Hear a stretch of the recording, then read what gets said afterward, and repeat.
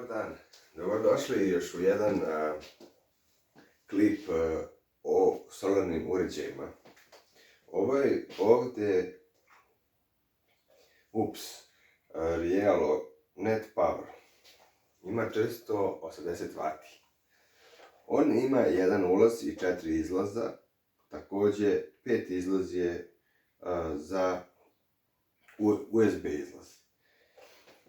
On je u sebi imao 7 amper sati bateriju, a sada ima 12 amper sati bateriju, tako da ćete moći duže da ga koristite. On služi kao prenosivi uređaj, kao što vidite, ili da radi na 220 volti neizmenične struje i da kada nestane struja, da vam daje struju iz akumulatora i pretvara je na 220, pa možete još neko vreme da koristite vaš računar, pumpu za vodu i tako dalje.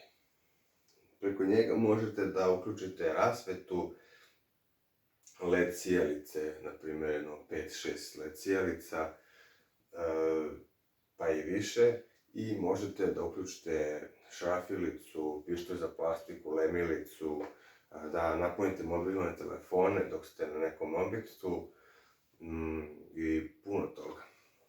Sad ću da vam pokažem kako ću da ga priključim preko ovog ovdje prekidača.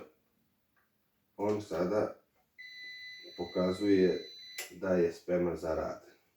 Ja ću da ga ugasim trenutno, jer mi ne treba, i priključit ću mu podložni kabel koji ide sa njim, naravno.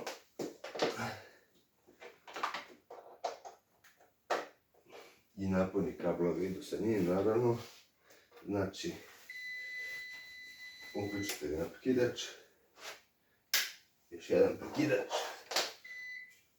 i upalite sijalicu ili neki drugi potrošač.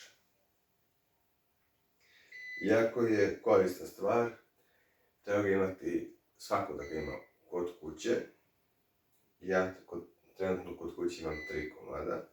On u sebi sad ima trafo i dosta je težak. Jedno 4-5 kg. Drago mi što ste gledali ovaj klip. Lajkujte, šerujte i subscribeujte, komentarišite dole šta mogu da popravim i gledajte solarni uređaj.rs. Prijatno.